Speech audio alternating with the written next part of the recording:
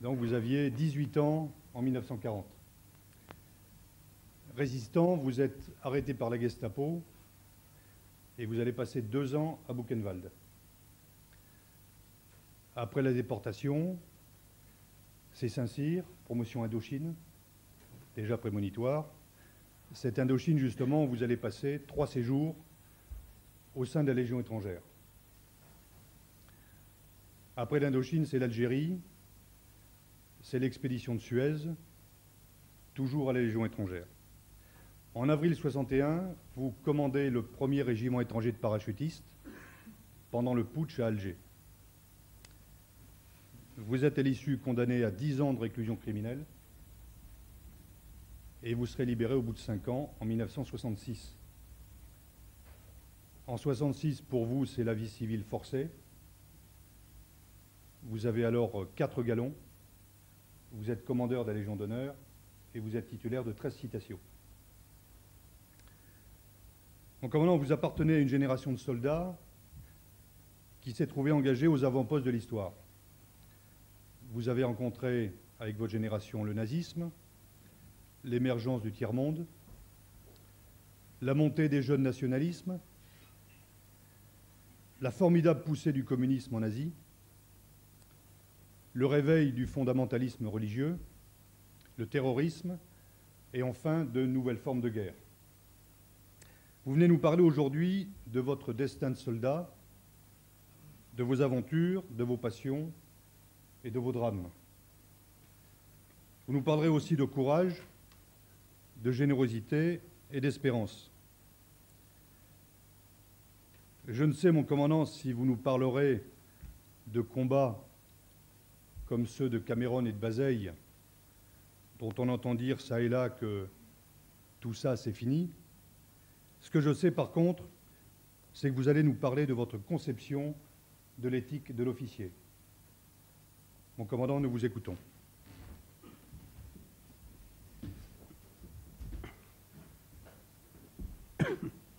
Mon général, amiral, je remercie le Collège interarmé de défense de m'avoir convié ici ce matin pour vous parler.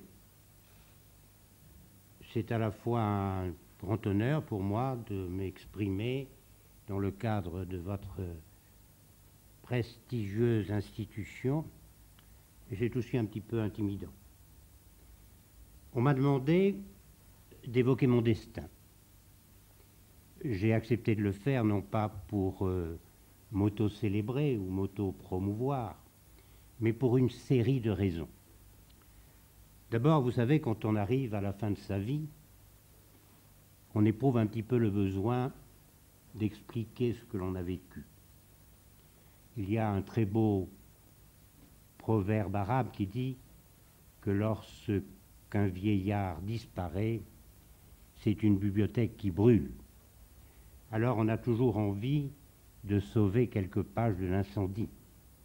On a toujours envie de laisser quelque chose sur le coin de la table avant de quitter la maison. Mais il y a une raison plus importante pour laquelle j'ai accepté d'évoquer mon destin, c'est parce que je crois à l'importance du passé. Non pas par nostalgie larmoyante, mais par passion de l'avenir. Vous savez, le passé éclaire le présent, qui lui-même tient entre ses mains l'essentiel de l'avenir. Dans la suite des temps et la succession des hommes, il n'y a pas d'acte isolé, il n'y a pas de destin isolé. Tout se tient, tout se tient. Pour ma part, je crois à la force du passé, au poids des morts, au sang et à la mémoire des hommes. Que serait une nation, un peuple sans mémoire? Que serait un homme sans mémoire? Il marcherait dans la nuit. Et les hommes de l'avenir, ceux d'entre vous qui feront l'avenir, ce seront ceux qui auront la plus vaste mémoire. Il y a une autre raison pour laquelle j'ai accepté d'évoquer mon destin, c'est que je crois à l'utilité des témoignages personnels. Un témoignage personnel n'apporte pas la vérité avec un grand V. Je ne vais pas vous dire la vérité sur la résistance, la déportation, les guerres d'Indochine et d'Algérie, ni sur la grandeur et la servitude militaire. Je vous apporterai ma petite part de vérité, ma modeste part de vérité, mon petit éclairage. Et c'est la somme de différents éclairages, de différentes petites vérités qui vous permettent d'approcher la vérité. Cette vérité que tout homme digne de ce nom cherche à appréhender tout au long de sa vie, tant bien que mal, et souvent avec beaucoup de difficultés. Je vais donc m'exprimer devant vous, mais je ne m'exprimerai ni en homme politique, ni en analyste, ni en professeur d'histoire, ni même en redresseur de tort, qui distribue les bons et les mauvais points. Je m'exprimerai en témoin et en acteur qui raconte très simplement sans précaution oratoire ce qu'il a vécu, ce qu'il a ressenti en traversant des événements tumultueux, et je ne le ferai pas d'une manière exhaustive, je le ferai au ras du sol, au ras des pâquerettes, ou plus exactement au ras des ronces, des orties et des chaussetrappes. Rentrons dans le vif du sujet. Je suis né il y a une éternité, là, presque 3/4 de siècle, d'une famille périgourdine dans le sud-ouest. Et mon adolescence s'est déroulée dans les années 30, juste avant la Deuxième Guerre mondiale. Je vous rappelle qu'à cette époque, la France était une très grande nation, une des plus grandes nations mondiales, que son armée était considérée comme la première armée du monde, sans aucune discussion possible, que sa flotte était considérée comme la deuxième, talonnant de tout près la flotte britannique. Lorsqu'on tournait les pages de l'Atlas, on voyait toutes ces taches roses où flottait le drapeau français, depuis l'Asie extrême en passant par l'océan Indien, l'Afrique noire, l'Afrique du Nord, les Caraïbes, l'océan Pacifique. Et nous autres, jeunes Français de l'époque, nous appréhendions ce qu'on appelait l'épopée coloniale sans aucun complexe de culpabilité, sachant qu'il y avait des ombres, des lacunes, des défauts, mais que c'était une œuvre de civilisation. Les noms qui hantaient notre imagination à cette époque, c'était Gallieni, Lyautey, Lapérine, Père de Foucault. Et dans mon imagination d'adolescent, je me disais que plus tard, si je le pouvais, j'essaierais d'être soldat et officier. Je vous rappelle qu'à cette époque, c'était une époque très tumultueuse. C'était la montée du fascisme, de Hitler en Allemagne. En Espagne, une guerre civile atroce se déroulait. Les Espagnols se battaient les uns contre les autres. La France a été à 2 doigts de la guerre civile. Un jour de février, dans les années 30, les Français se sont battus les uns contre les autres. Dans les rues de Paris, il y a eu des morts. C'était l'époque des ligues patriotiques, l'Action française, des jeunesses patriotes, du Front populaire. Et tous ces tumultes agitaient nos esprits de jeunes Français, agitaient nos familles et quelquefois les divisaient. Et c'est dans ce contexte qu'a retenti un grand coup de tonnerre, le début de la Deuxième Guerre mondiale, 39-45. Nous étions quand même un peu inquiets, nous avions devant les yeux ces monuments qui existent toujours dans tous les villages de France où étaient couchés ces terribles listes de noms de morts de la Première Guerre mondiale 14-18. J'ai une famille alliée à la mienne, les Ruellans, dont les 6 frères avaient été tués sur les champs de bataille en 14-18. Et nous disions que nos noms, ceux de nos frères, de nos parents, allaient peut-être allonger ces listes au cours de la Deuxième Guerre mondiale.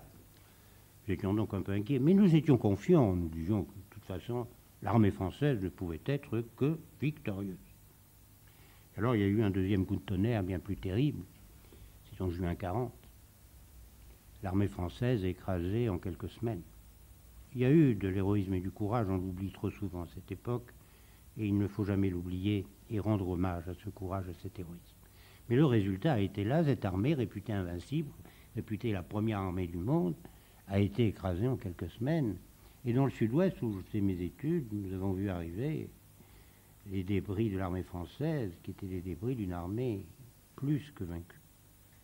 Et derrière elle, nous avons vu arriver une armée victorieuse, une jeunesse triomphante, un matériel rutilant, que nous avons regardé avec un mélange de fascination et de haine.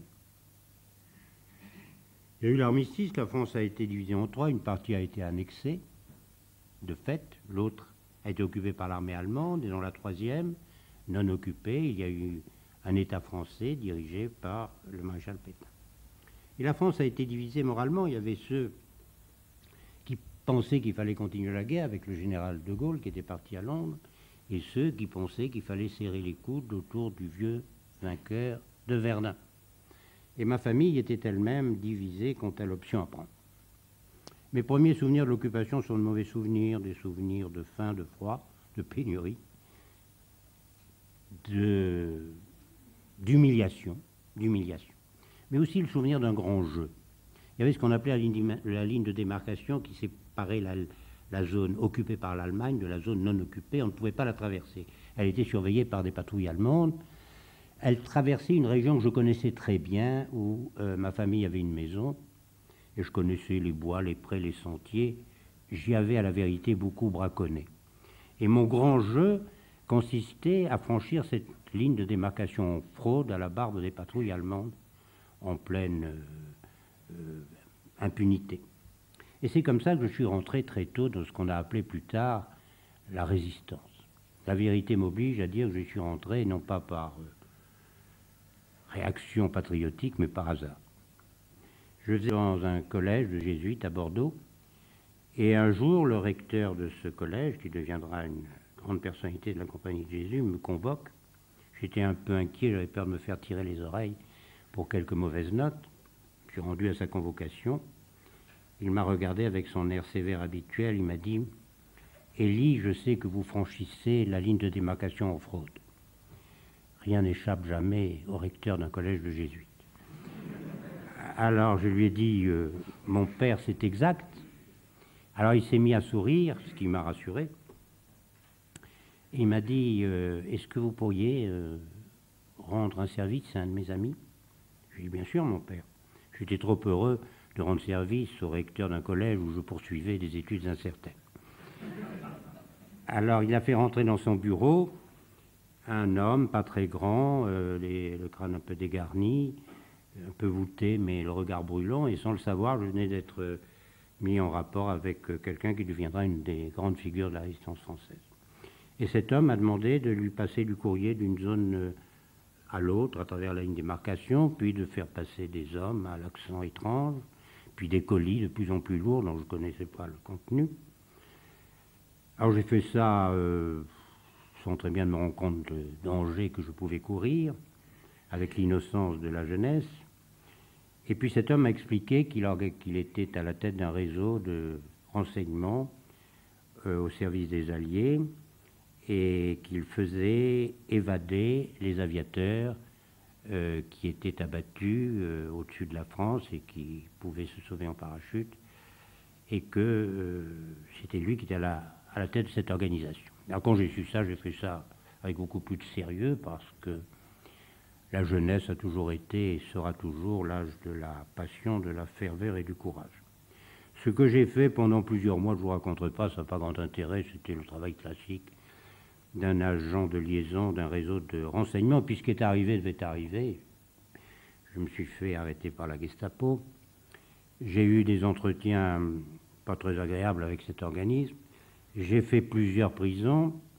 Et puis j'ai été envoyé en camp de concentration à Buchenwald, où je suis resté 2 ans. De cet univers concentrationnaire, la planète concentrationnaire, je ne vous dirai pas grand-chose, je vous dirai simplement les 2 enseignements que j'ai tirés. Je crois avoir appris là-bas, et je voudrais ne jamais le désapprendre jusqu'à mon dernier jour, à juger les hommes non pas selon leur apparence, mais selon ce qu'ils ont au plus profond d'eux-mêmes, et qui est souvent n'est pas apparent. Vous savez, à Buchenwald, il n'y avait plus de bourgeois ou d'ouvriers, d'aristocrates ou de paysans, de professeurs ou d'élèves, d'hommes riches ou pauvres, d'hommes à réputation vertueuse ou d'hommes à réputation de voyous. Il y avait les hommes tous pareils, vêtus d'un mauvais pyjama rayé, crevant de faim, crevant de froid, battus, et dont la plupart tombaient pour ne jamais se relever. Et de ces hommes, réduits au plus profond de la misère humaine, dans ces hommes apparaissait la vérité profonde, avec quelquefois la cruauté, la lâcheté, le goût de la délation, mais aussi parfois avec le courage et la générosité. Et je vais vous faire une confidence, c'est que bien souvent, pas toujours, mais bien souvent, j'ai rencontré la lâcheté, le goût de la délation, là où je m'attendais le moins à les trouver, et que bien souvent j'ai rencontré la générosité et le courage, là où je m'attendais le moins à les trouver. La deuxième leçon que j'ai tirée de mon passage en camp de concentration, c'est que parfois, pas toujours, mais parfois, la victoire sur le malheur, sur l'angoisse, sur la détresse, parfois sur la maladie, cette victoire peut être remportée avec les seules armes de la résistance intérieure et de la force morale. Le malheur peut être grand, mais parfois l'homme est plus grand que le malheur. Voilà les deux enseignements que j'ai retirés de ce passage en camp de concentration sur le plateau désolé de Buchenwald. En 1945, c'est à la fin de la Deuxième Guerre mondiale, nous sommes libérés par les Américains. Ceux qui restaient, nous n'étions pas très nombreux, je faisais partie d'un convoi de 1000 déportés, nous restions à 35. Nous avons été très bien soignés par les Américains dans leurs hôpitaux, et puis j'ai rejoint la France, que j'ai retrouvée heureuse d'être libérée de l'occupation, mais très marquée par les épreuves de l'occupation. Ma famille en était l'exemple. Mes parents avaient eu une attitude impeccable pendant l'occupation, ils avaient caché des armes, recueilli des juifs, etc. Mais ils gardaient une très grande vénération à la personne du maréchal Pétain. J'avais un beau-frère qui était un passionné du maréchal, et je l'ai retrouvé en tôle. J'étais le voir parce que c'était un parfait honnête. J'avais un frère, lui, qui avait pris le camp opposé. Il était à Londres dans l'aviation, et son avion avait été abattu par la Luftwaffe au-dessus de la Ruhr. Et moi, modeste résistant, je revenais de déportation. Et si ma famille avait gardé sa cohésion affective, elle avait été très marquée par tous ces tumultes de l'occupation, comme beaucoup de familles françaises, et comme toute une partie de la France. J'en ai tiré un enseignement qui n'est pas très original, mais que je vous livre quand même, à savoir que je crois que l'épreuve la plus terrible pour un pays, c'est de connaître une occupation étrangère. Bien remis sur pied, j'ai renoué avec mon rêve de jeunesse, c'est-à-dire d'être soldat et officier. J'étais un peu meurtri de ne pas avoir participé à la libération de la France, les armes à la main. Et puis il y avait autre chose. Je crois que je voulais effacer cette terrible humiliation que j'avais connue en juin 40, humiliation dont, à la vérité, je n'ai jamais été totalement guéri. Alors j'ai fait Saint-Cyr Quetquinot, dont je suis sorti dans un rang honorablement modeste, qui m'a permis de choisir la Légion étrangère. Vous me direz pourquoi la Légion. Bon, il y avait mes lectures d'adolescent, Les Hommes sans nom, les Épopées du désert. Et puis, je crois avoir deviné qu'à la Légion, je retrouverais les mêmes critères de jugement que j'avais découverts en camp de concentration, à savoir que les hommes y étaient jugés non pas selon leur paraître, non pas selon leur avoir, mais selon leur être profond. J'ai deviné aussi qu'à la Légion, je trouverais peut-être une des formes les plus accomplies de la fonction militaire. Nous le savons, la Légion est formée d'hommes qui mettent entre parenthèses des choses très importantes, leur nom, leur famille, leur patrie, pour se entièrement sur une seule fidélité. Ils sont corvéables à merci dans le temps, dans l'espace, et bien sûr pour le sacrifice suprême. C'est le général de Négrier qui condamnait les légionnaires au siècle dernier, qui disait « Légionnaires, vous avez accepté de mourir, je vous envoie là où l'on meurt ». C'est une phrase un peu théâtrale, mais je crois qu'elle traduit bien la caractéristique de la Légion. La Légion va là où l'on se bat, et c'est comme ça que j'étais en Indochine. Alors, 2 ou 3 rappels.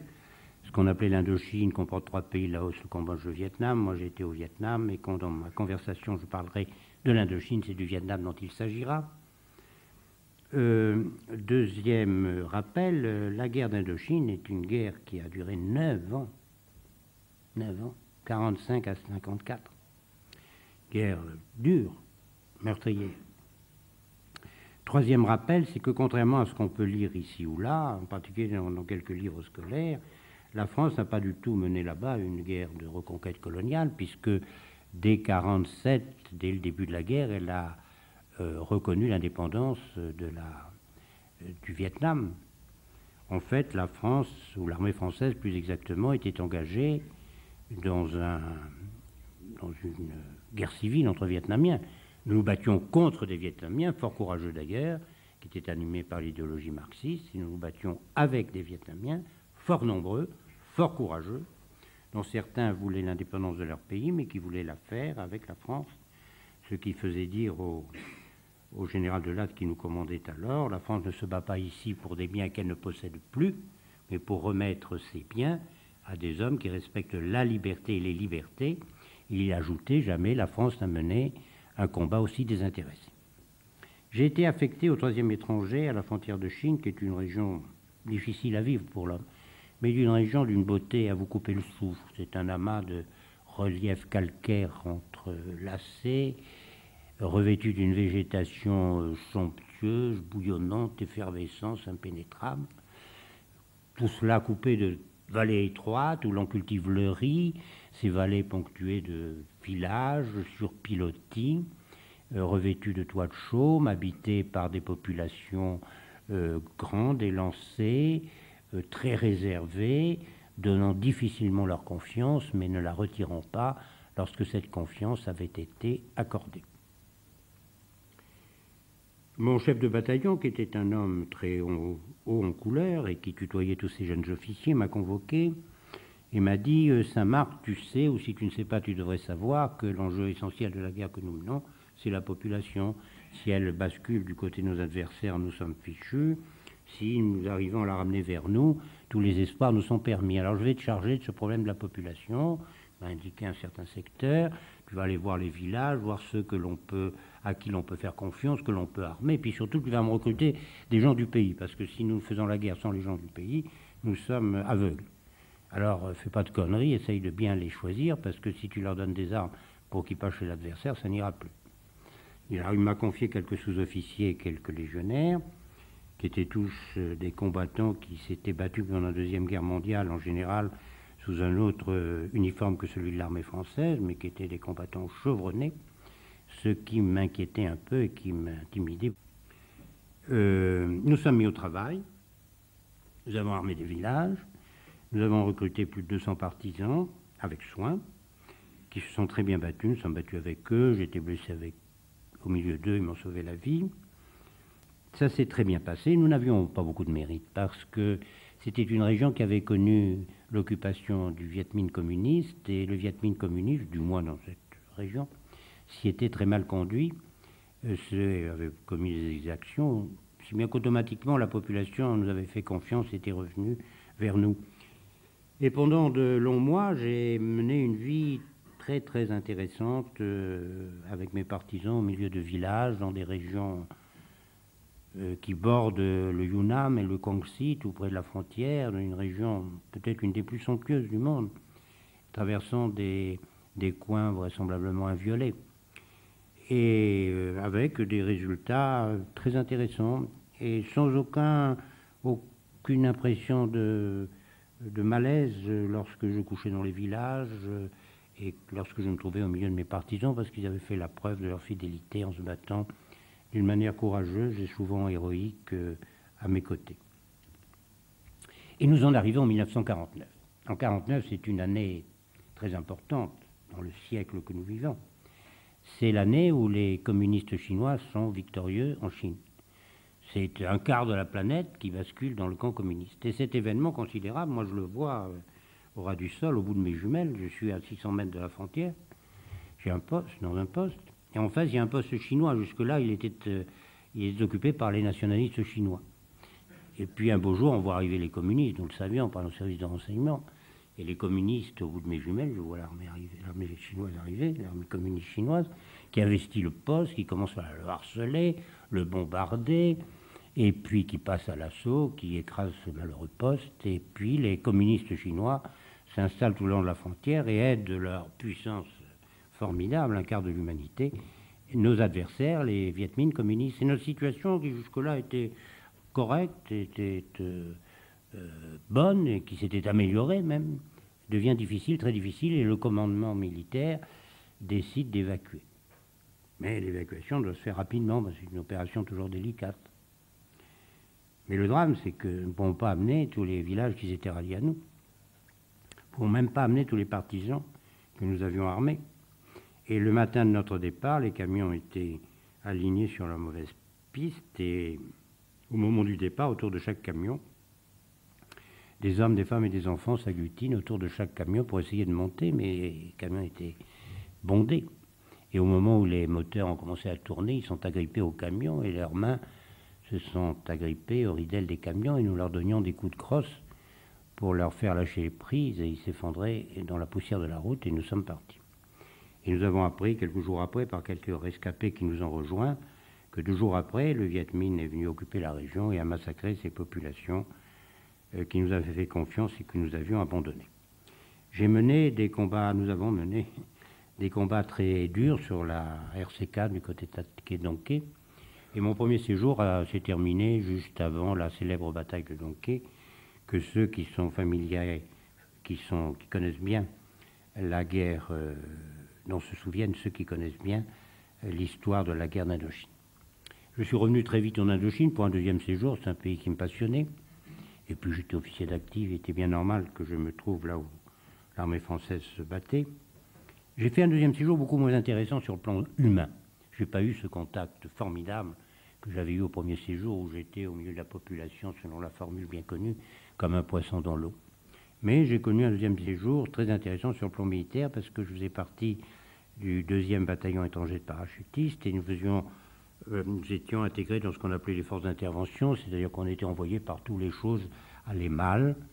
Nous étions parachutés sur des postes qui étaient encerclés, nous étions envoyés pour réouvrir des routes qui étaient interdites par nos adversaires, nous étions infiltrés sur les arrières ennemis pour essayer de détruire les infrastructures de commandement, logistique, radio de nos adversaires.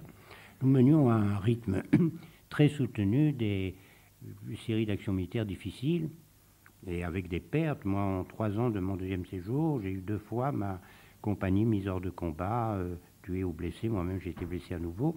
Nous avions des renforts qui arrivaient d'Afrique du Nord, de Sétif, des légionnaires, et puis nous recrutions beaucoup de Vietnamiens dont nous faisions des parachutistes remarquables et qui se battaient avec nous. Nous avons eu des revers, des défaites, nous avons connu des actions incertaines, mais nous avons remporté des victoires, il ne faut pas l'oublier.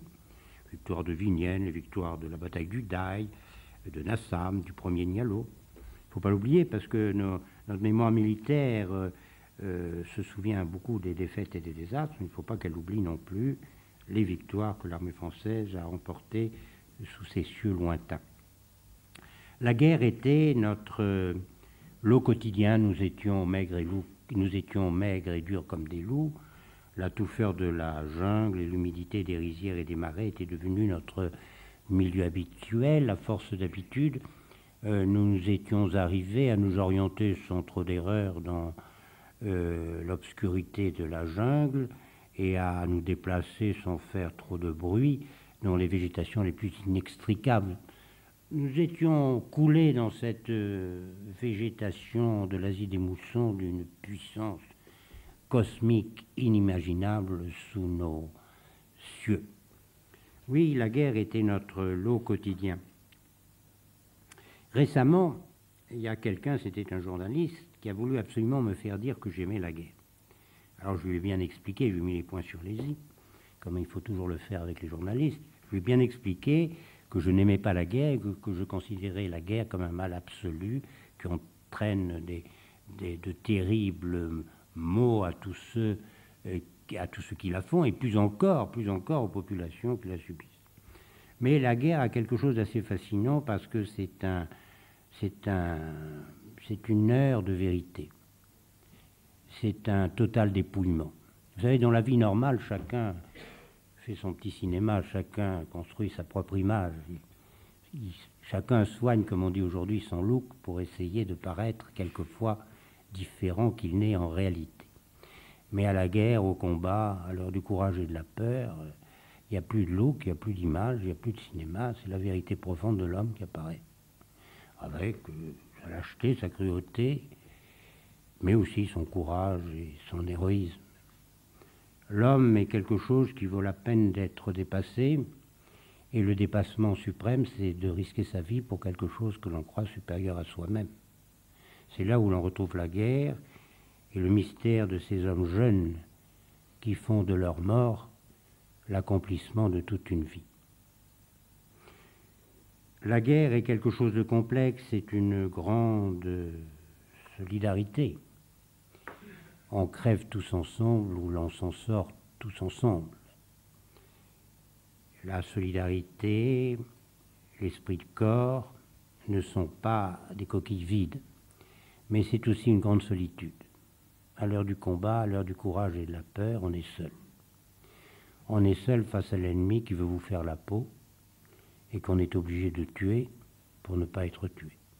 C'est ça la guerre. C'est ça la guerre. On est seul face à l'ennemi, on est seul face à soi-même, on est seul face à son destin qui peut balancer d'un moment à un autre. On est seul face à son angoisse, on est seul face à sa souffrance, on est seul face à la mort. Et pour celui qui y croit, on est seul face à Dieu, dont on est séparé par un centième de seconde, le temps qu'il faut à une balle ou à une rafale pour vous mettre au tapis. Il y a un proverbe russe qui dit « Celui qui n'a pas fait la guerre ne sait pas ce qu'est la prière ». C'est à cette époque que notre chef de bataillon, le commandant Rafali, a été tué au combat.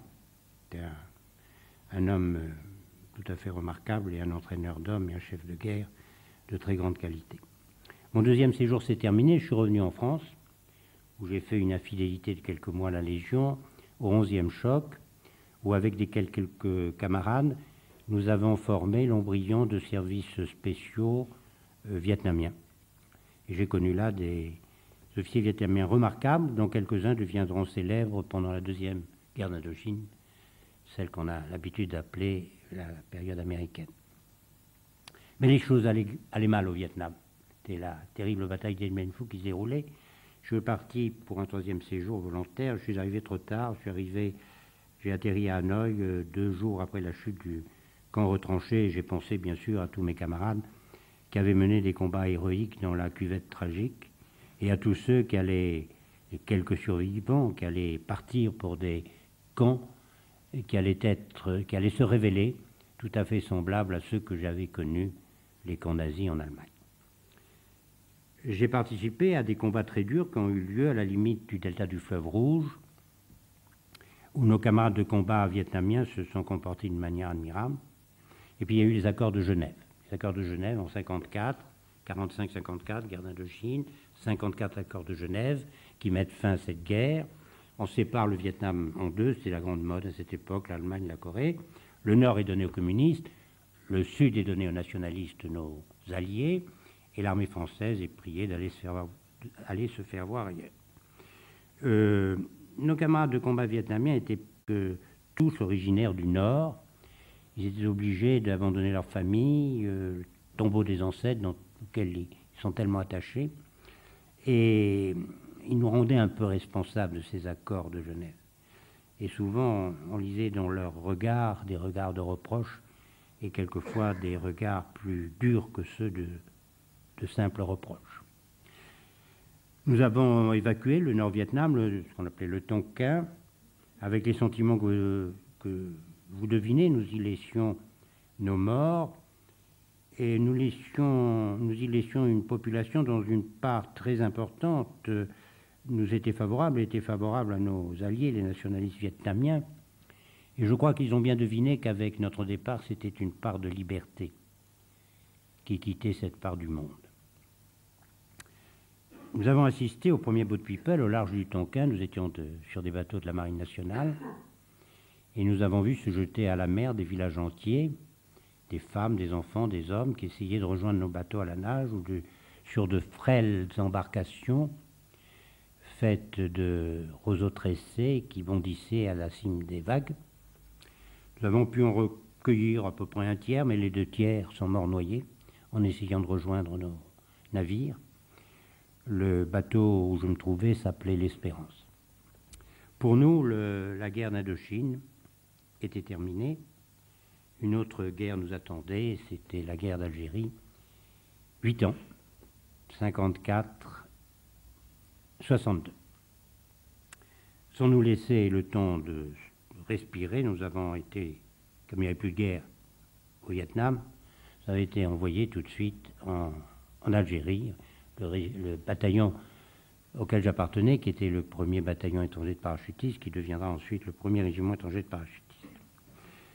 Nous avons atteint l'Algérie, cette terre lumineuse et brûlante, souffrante et déchirée, où à cette époque encore, la Bible, le Talmud et le Coran vivaient encore à peu près en paix. Nous avons été engagés là où commençait la rébellion, c'est-à-dire dans l'est constantinois, près de la frontière tunisienne, au sud de Tébessa, une région de sable et de pierre, mais une région très belle, à la lumière étincelante, aux horizons embrasés de lumière fulgurante. Et c'est là où nous avons pris contact avec ce qu'était la rébellion, au cours d'engagements très brutaux, durs, mais brefs. Et en traversant des villages où nous avons vu des cadavres de musulmans défigurés qui avaient été abattus parce qu'on les soupçonnait de sympathie pro-française. J'ai fait toute la guerre d'Algérie au sein du 1er REP ou comme officier opération auprès du général Massu ou du général Chal. La guerre d'Algérie était à la fois pareille et très différente par rapport à ce que nous avions connu au Vietnam. C'était pareil parce que c'était une guerre sans front, une guerre en surface, dont la population était l'enjeu essentiel, avec des composantes de guérilla, de lutte contre la guérilla, des composantes de terrorisme et de lutte contre le terrorisme, avec les terribles problèmes moraux que la lutte contre le terrorisme pose. Mais il y a eu quand même des affrontements frontaux, en particulier à la frontière tunisienne, où le corps de bataille qui avait été formé en Tunisie par la rébellion essayait de s'infiltrer en Algérie. C'est là que notre colonel, le colonel Jean-Pierre, a été tué au combat.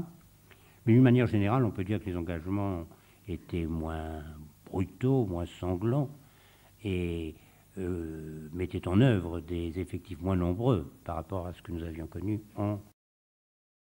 La différence, c'était sur le plan juridique. Au Vietnam, nous étions dans un pays indépendant, qui était reconnu par l'ONU. Nous étions imbriqués dans une guerre civile entre Vietnamiens, comme je crois vous l'avoir dit tout à l'heure. En Algérie, jusqu'en 1962, nous étions sur un territoire français. Et je n'aurai pas la cruauté de vous signaler toutes les déclarations solennelles de nos chefs militaires et politiques qui nous expliquaient que nous étions sur un territoire français et que nous y défendions l'intégrité du territoire national.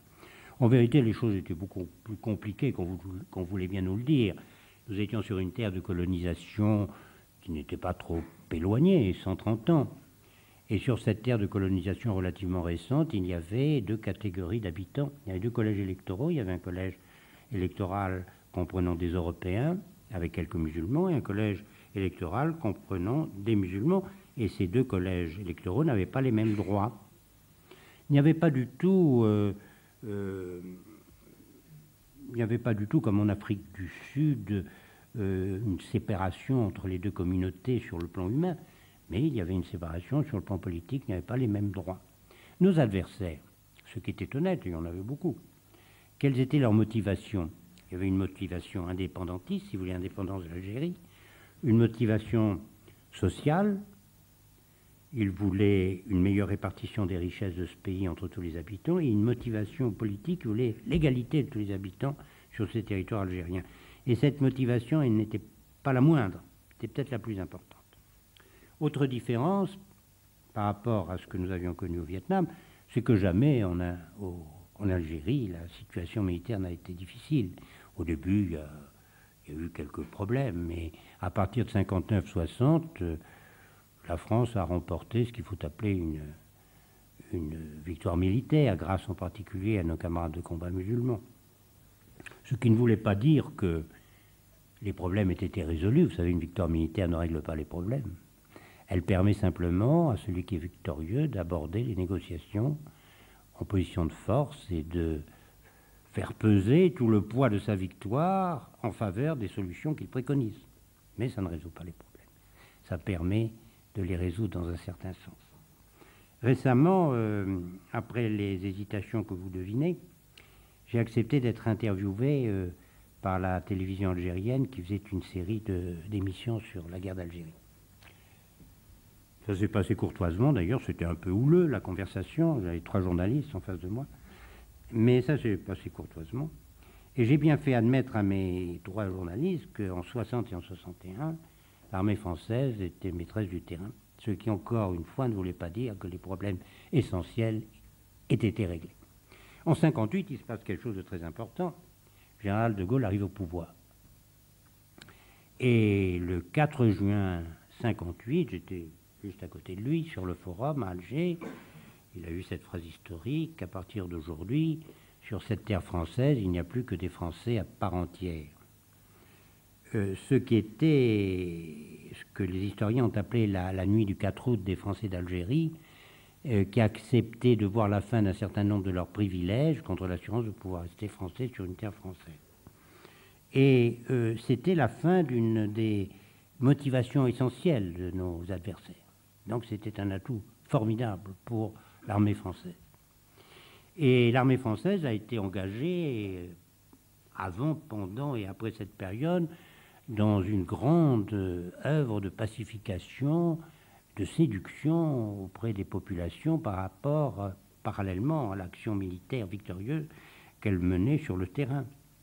Moi, Élie de Saint-Marc, comme la plupart des cadres présents en Algérie, nous avons participé à l'organisation d'élections au collège unique où plus de 30 000 musulmans ont été élus et ont commencé avec leurs camarades européens à essayer de promouvoir les réformes qui étaient nécessaires sur cette terre d'Algérie. Moi, Élie de Saint-Marc, comme la plupart des cadres présents en Algérie, j'ai passé des nuits entières à essayer de convaincre et à convaincre des hommes de ce pays de s'engager à nos côtés, soit dans les structures administratives, soit dans les structures militaires, soit politiquement. Et moi, Élie de Saint-Marc, comme la plupart des cadres de l'armée française en Algérie, j'ai été dans les villages, dans les douars les plus reculés, et sur les maisons, les mechtas les plus humbles, j'ai fait inscrire « L'armée est là, l'armée vous protège, l'armée vous protégera ». Je l'ai fait de bon cœur, mais je l'ai fait sur ordre de mes supérieurs civils et militaires. En 59-60, il y a une période très trouble qui s'instaure, que les historiens ont appelé volontiers la période du double langage. C'est-à-dire que parallèlement à l'action qu'on nous demandait de mener sur le terrain, moi personnellement j'ai assisté à une réunion présidée par le général de Gaulle, une réunion de responsables militaires qui nous a dit, en nous regardant droit dans les yeux, « Moi vivant, jamais je ne laisserai le drapeau FLN flotter sur Alger. Moi vivant, jamais le drapeau FLN ne flottera sur Alger. » Et il a ajouté, « Jamais je ne négocierai avec ces gens-là. » Donc parallèlement à l'action qu'on nous demandait de mener sur le terrain, nous apprenions par la lecture des journaux, des radios, en particulier des radios étrangères, que le pouvoir politique français se rapprochait des instances supérieures de la rébellion qui étaient à Tunis pour essayer de négocier sur des bases totalement différentes des bases à partir desquelles on nous demandait d'agir sur le terrain. Et il y a eu un grand malaise qui s'est instauré, non seulement parmi les populations, je dis bien les populations, mais aussi dans beaucoup d'unités. Il y a eu une série de tumultes, en particulier l'affaire des barricades, dont se souviennent ceux qui connaissent bien l'histoire de la guerre d'Algérie. Et nous en arrivons en 61. En 61, je commande en second le 1er régiment étranger de parachutistes, nous faisons quelques opérations, et nous arrivons au repos au camp de Zeralda, qui était à l'ouest d'Alger, notre camp de base, pour quelques jours de repos. mon colonel qui avait laissé sa famille au nord de la Méditerranée prend quelques jours de permission.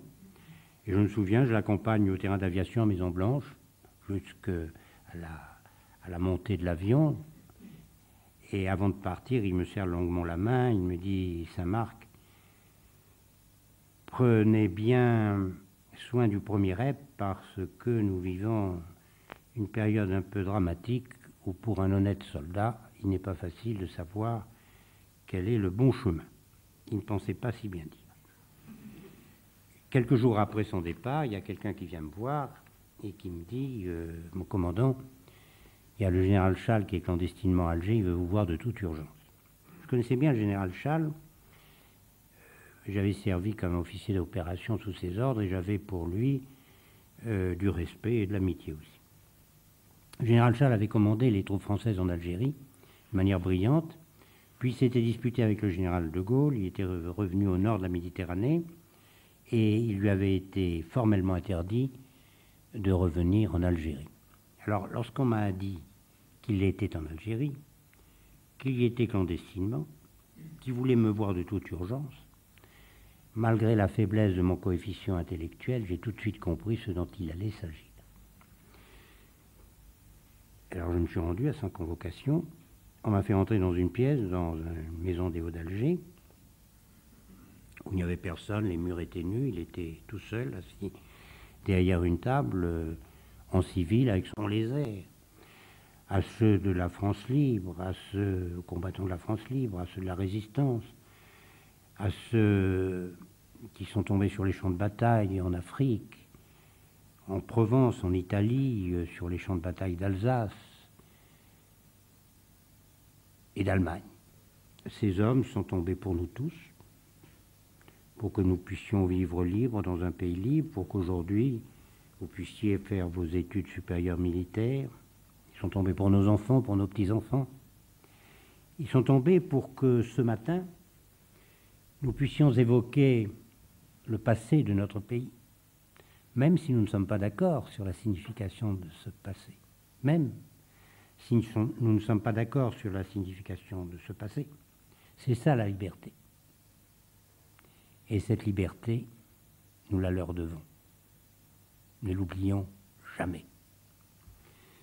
À leur souvenir, je voudrais associer la mémoire de ceux qui sont tombés en Indochine, en Algérie. Je pense bien souvent à eux, parce que j'ai partagé leurs combats, leurs espérances, leurs désespérances, mais pour une autre raison, parce que je vois bien souvent défigurer la nature même des combats où ils sont tombés.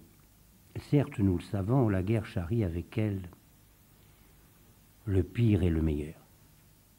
Comme l'aventure humaine, dont la guerre est l'expression la plus forte, la plus dure, la plus poussée, la plus cruelle, la plus sanglante, la plus tragique. Et le pire a été présent dans ces combats d'Indochine, d'Algérie, comme dans tous les conflits. Comme dans tous les conflits. Mais nous sommes un certain nombre encore, pas pour longtemps, à pouvoir témoigner que dans ces conflits, la grandeur d'âme, le désintéressement, le dévouement, la générosité, le courage, l'héroïsme étaient présents, qu'ils avaient leur place, toute leur place, et plus que leur place. Ces hommes ont affronté la guerre et la mort sans pâlir. Ils peuvent regarder le ciel sans rougir. Prenons-y garde lorsque un pays, on voit ces hommes au combat, donc à une mort possible, et qu'ensuite elle ne sait plus défendre leur mémoire, lorsqu'elle laisse injurier cette mémoire, diffamer cette mémoire, alors, à l'heure de nouveaux conflits, cette même nation risque de ne plus avoir la force de se défendre et de ne plus trouver des hommes capables de la défendre et de mourir pour elle. La deuxième chose dont je voudrais vous parler, c'est cette époque que nous vivons, qui est une époque tourmentée, c'est le moins qu'on puisse dire, mais passionnante. Il y a un certain temps, nous avons été les témoins de l'effondrement du régime communiste dans toute l'Europe de l'Est. Et à cette époque, il y a des esprits très brillants qui nous ont expliqué que nous assistions à la fin de l'histoire, où il n'y aurait plus de conflits, il n'y aurait plus de guerre. Manque de chance, il n'y en a jamais eu autant. Il y a eu la guerre du Golfe, il y a eu tout ce qui s'est passé en Afrique orientale, ce qui se passe en Afrique noire. Il y a ce qui se passe sur le territoire de la Russie, de l'ancienne Union soviétique. Il y a ce qui se passe, et qui est dramatique, qui se passe en Yougoslavie. À l'heure où je vous parle, il y a 24 conflits dans le monde. 24 conflits. Alors je crois que pour appréhender l'avenir d'une manière plus lucide, au lieu de parler de fin d'histoire, plus lucide mais très modeste, il faut se souvenir que l'aventure humaine, rouge de sang au bleu du ciel, comme dit le poète, que l'aventure humaine, d'abord l'aventure individuelle, est une aventure difficile, exigeante, dangereuse, et quand je parle de danger, je ne parle pas simplement de danger physique, dangereuse et souvent douloureuse, et que l'aventure d'une collectivité, d'un peuple, d'une nation, est une aventure difficile, exigeante, dangereuse, où le tragique a bien souvent sa place. L'histoire de notre nation, l'histoire de notre peuple n'a pas été, l'histoire de France n'a pas été une croisière paisible sur un long fleuve tranquille. Et l'histoire future de la France, celle que vous allez vivre, que vous allez construire, sera en toute assurance une aventure difficile, exigeante, dangereuse, où peut-être le tragique aura sa place. C'est pour cela qu'il faut qu'il y ait des hommes qui se consacrent à la défense de notre pays. C'est pour cela qu'il faut qu'il y ait des hommes qui se consacrent à la défense de notre pays. C'est pour cela qu'il faut qu'il y ait des hommes et des femmes qui réfléchissent à l'avenir de notre pays et qui essayent de le construire, tant bien que mal, et bien si possible. Car vous savez, si je ne suis sans plus aucune illusion, je ne suis pas sans espérance. Je crois qu'il faut garder en nous un optimisme lucide, très lucide, et un optimisme solide et chaleureux, qui est l'âme de l'action, qui est le levain de la réussite. Car si nous savons qu'une nation peut trébucher par manque de fidélité et de courage, nous savons, Dieu merci, que son avenir est inscrit dans l'imagination, le dynamisme, la vitalité, la compétence et surtout la force, le courage, le travail de ceux qui composent cette nation et singulièrement de ceux qui, comme vous, en sont une des forces vives.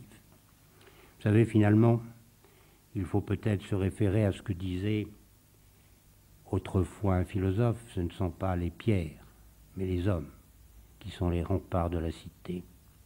Et se souvenir aussi de ce que disait beaucoup plus récemment un jeune poète, ami, pour hier, il est trop tard, il est toujours trop tard, mais pour demain, il n'est pas trop tard, il n'est jamais trop tard.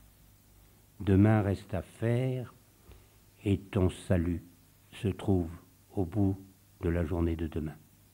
Cela s'appelle l'espérance. Avant de me taire, je voudrais, avec votre permission,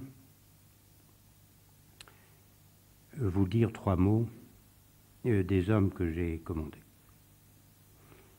Lorsque je suis arrivé à la Légion étrangère, j'étais jeune officier, j'étais à la fois fasciné et intimidé. Fasciné par ces hommes dont l'histoire, la légende, le mythe avaient habité mon imagination d'adolescent, et intimidé d'avoir à les commander et d'avoir à les commander très rapidement au combat. Je n'ai pas été déçu et pendant les presque 15 années où j'ai eu l'honneur de commander les légionnaires, j'ai connu les heures les plus fulgurantes, passionnées et passionnantes de mon existence. Ce qui m'a le plus frappé quand j'ai eu à les commander au combat, c'est cette solidarité, cette connivence, cette amitié qu'il y ait des hommes venus de toutes les nationalités, de toutes les cultures, de toutes les religions, de toutes les classes sociales. C'est là le mystère. À un moment donné, j'ai eu à commander 2 hommes, parmi d'autres, bien sûr. Je ne fais aucune enquête sur leur passé, cela ne se fait pas. Mais par des rumeurs, j'ai appris que l'un et l'autre étaient originaires de 2 nations qui s'étaient fait la guerre pendant 5 ans et que chacun des 2 avait fait la guerre dans sa propre armée nationale. Pendant 5 ans, ils avaient été des ennemis implacables. Et à la Légion, ils étaient liés par une amitié extraordinaire. Et un jour, au cours d'un combat, l'un a été mortellement blessé et l'autre s'est précipité à son secours et a été tué d'une balle en plein front. Et lorsque je suis arrivé sur les lieux du combat, j'ai vu les corps de ces 2 hommes mêlés dans la boue du champ de bataille. Et c'est une image qui ne me quittera jamais jusqu'à mon dernier jour, de ces 2 hommes qui pendant 5 ans s'étaient fait la guerre d'une manière implacable l'un contre l'autre et qui étaient liés à la Légion par une amitié qui avait duré jusque dans la mort. Ces hommes que j'ai commandés ne m'ont pas abandonné jamais. Ici ou là, quelques lâchetés, vous savez, la Légion n'est pas un monde parfait, loin de là. Mais en général, ils ont toujours été autour de moi, et si je n'y avais pas pris garde, ils auraient été devant moi. Alors avec de tels hommes, c'est à la vie, c'est à la mort. Leurs lacunes, parfois leur indignité. Mais dans leur métier de combattant, d'homme de guerre, ils me faisaient toujours penser à quelque chose dans l'homme qui est plus grand que l'homme lui-même.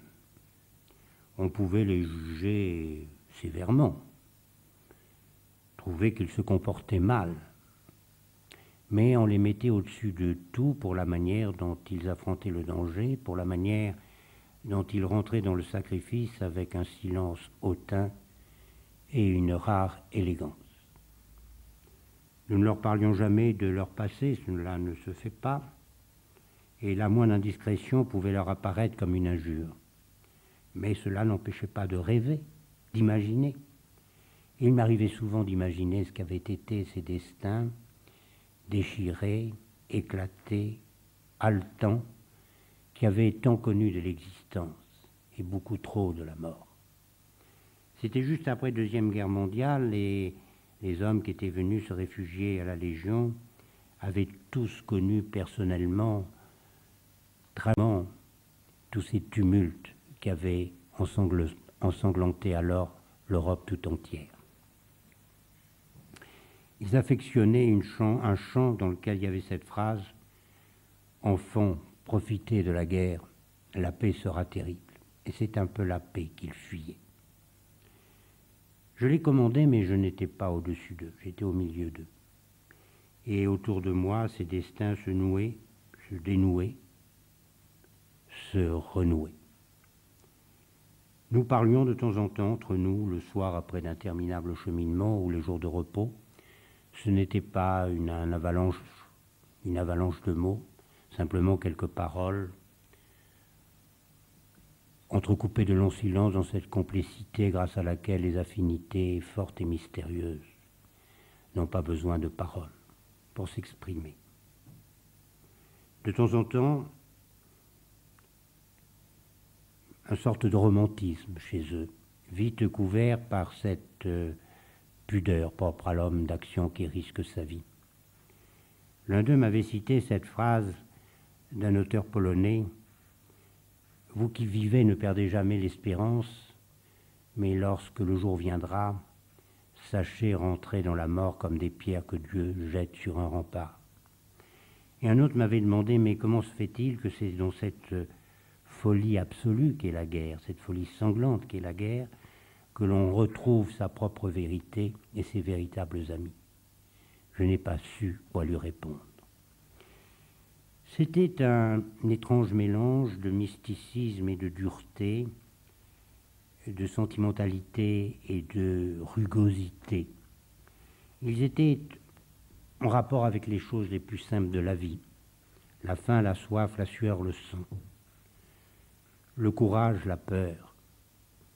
Mais en même temps, ils étaient habités d'étranges passions et de rêves inassouvis. Beaucoup refusaient toute promotion. Pour eux, à la guerre, il n'y avait que 2 positions, celle du chef ou celle de l'exécutant. l'autorité absolue, l'obéissance absolue. Je voulais être digne de ces hommes durs et fiers. Ils me faisaient penser à ces minerais dont seule la cassure révèle la véritable nature. Et leur véritable nature était faite de noblesse innée, d'élégance naturelle, de dignité pudique et discrète. Pourquoi étaient-ils tués? Pourquoi étais-je épargné?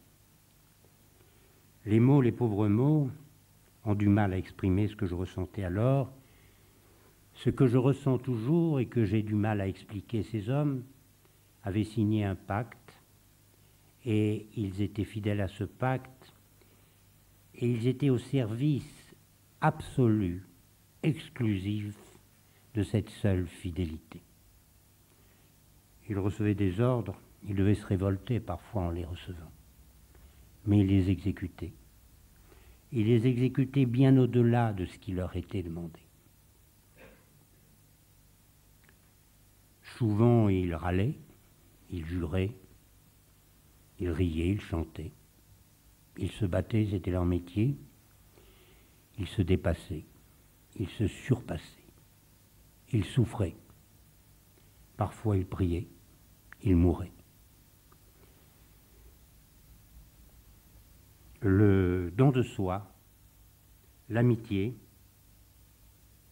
l'honneur, le sacrifice, étaient leurs exigences quotidiennes, terre à terre, et un peu inexplicables, ce qui faisait leur mystère. Pour commander ces hommes, il fallait les comprendre, il fallait les connaître, mais pour bien les commander, il fallait, j'hésite à employer le terme, mais je n'en ai pas trouvé d'autre, il fallait les aimer. Pour bien commander des hommes, il faut les aimer. C'est une loi éternelle, sans jamais le leur dire, sans jamais le leur faire sentir. Et c'est là qu'est la tragédie du chef de guerre. Ces hommes sont tout pour lui. Et il les conduit au combat, donc parfois vers une mort probable. Qu'ils partagent leurs risques, qu'ils partagent leurs épreuves ne changent rien à l'affaire. Ces hommes sont tout pour lui et il les conduit au combat, donc parfois vers une mort probable. Telle est la tragédie du chef de guerre. L'homme qui m'a le plus marqué de toute mon existence, un peu agité, a été un sous-officier de Légion. Un ancien légionnaire. Il s'appelait l'adjudant Bonin, il a été tué à quelques centimètres de moi. Il avait 27 ans et 16 citations.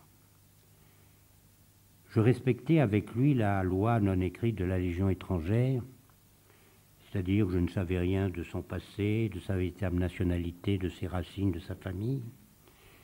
Mais ce que je sais, c'est que je n'ai jamais rencontré dans mon existence un homme d'une telle discrétion et d'une telle force de caractère, d'une telle simplicité et d'une telle autorité naturelle. Je n'ai jamais rencontré un homme d'une telle intelligence de la guerre, d'une telle intelligence des hommes, d'une telle intelligence et compréhension des hommes dans la guerre, et je n'ai jamais rencontré ailleurs un homme d'une telle générosité, d'un tel courage et d'une telle noblesse, la véritable, celle qui vient du cœur et du métier des armes. Et avec votre permission, dans ce cadre prestigieux, je voudrais dédier les propos que je viens de tenir sur mon destin, sur les hommes que j'ai commandés. Je voudrais dédier ces propos à la mémoire de l'adjudant Bonin, mort au combat, un jour d'octobre 1950. En général, j'en ai terminé et je vous remercie de votre attention.